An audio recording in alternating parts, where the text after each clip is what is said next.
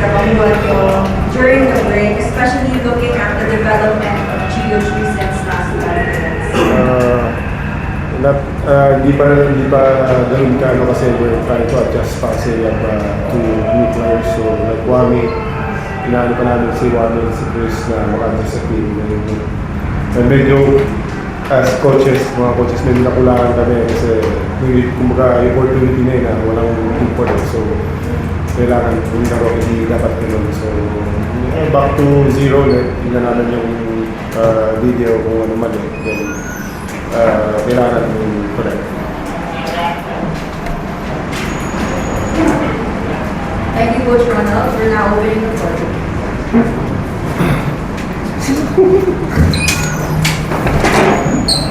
Hi, good evening, Coach. Coach, I think for the second time this conference, for the second time this season actually, you started open, parang nananalo ko confidence-wise. Thank you. Well, still nag-go pa rin yung team eh. We're still improving, especially in same offense and defense. So,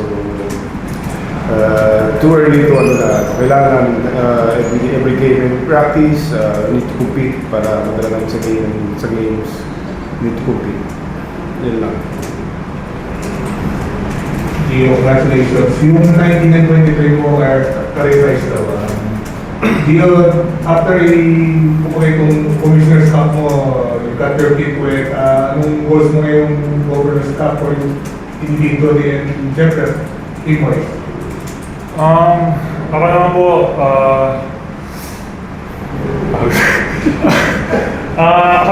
siyempre yung team po namin, nawala po kami mga players, so yung mentality ko lang naman po is just step up lang, and today po ako lang po yung nakapag-step up, pero any given day naman po yung mga teammates ko po, like, kaya naman po na mag-step up. So ano na naman po ito like kumbaga today, araw ko lang po siguro, tapos sa susunod na araw, teammates ko naman po yan.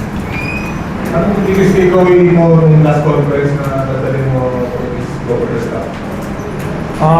Siguro po, kailangan ko lang po maging patient at saka magtiwala lang po siguro sa sarili.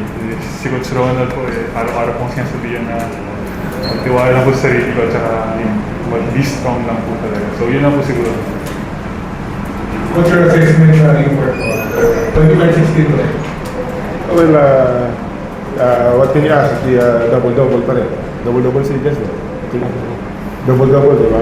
So, I think we need more sa import namin. So, mapipiga pa naman eh. Siguro, medyo bago lang.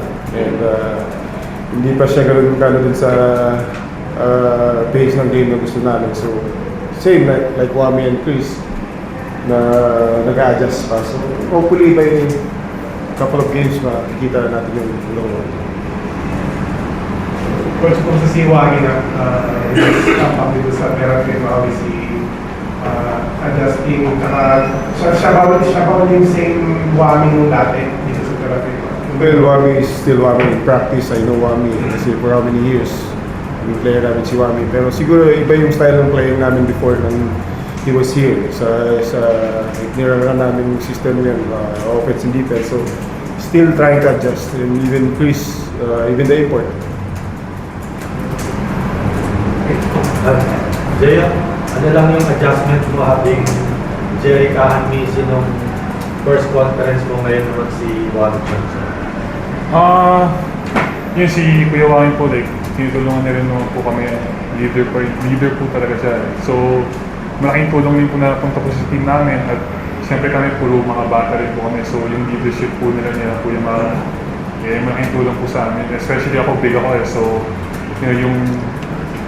yung playstyle po niya, like, malaking tulong rin po sa amin paano po nag-work sa team.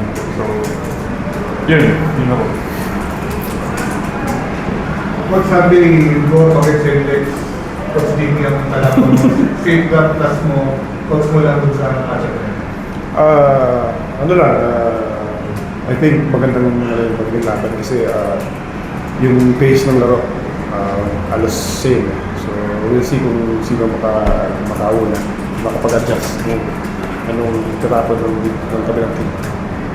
And excited rin na makita ko si Coach Jimmy kasi nakasama ko pa si Coach Jimmy sa San Miguel.